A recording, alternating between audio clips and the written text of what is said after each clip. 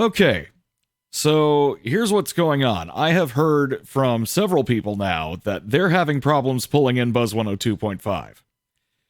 I think this may be actually a power issue at the transmitter site, but I'm wondering if any of my more knowledgeable radio geek friends can help me make that determination. Because here's what's going on. We did have some tropospheric ducting earlier this morning. It was a very active period. If you were watching my Facebook page, you saw me posting all about it repeatedly. That was a lot of fun. But despite the fact that we still have some tropo going on right now, that was around, sometime between, I'd say, 7:30 and I think I stopped tuning around at about 10. And that was a very active period. We don't have that much going on now. It is now 4:24, as you can see by the clock here. And the tropo map is nowhere near as lit up as it was. However, WBZV is still fading in and out, and no other station is doing that. You can see by some of what's on the graph here is definitely, just the loudness of the music, but... and I have it muted right now to avoid getting popped for copyright violation. I'll turn it on in just a moment, just briefly, so that you can hear what's going on. But you can see here, look at that power dip. I mean, I can show you right now. And secondly, I'm on the west side of Hillsdale. The transmitter is over in Osseo. It's less than, 5 miles away at most? And this is a 6,000 watt station. It's a Class A, so...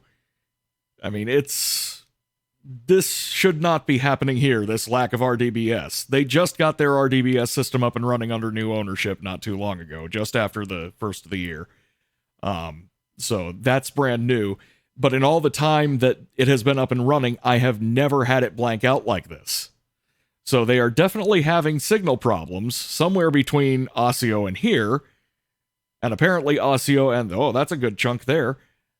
And somewhere between, Osseo and the rest of the coverage area, because people are having problems. So here's what's going on. I'm going to turn this on a little bit, and this looks like a peak, but it's still having some problems here. Listen to that noise floor. That's not the music. That's the noise floor.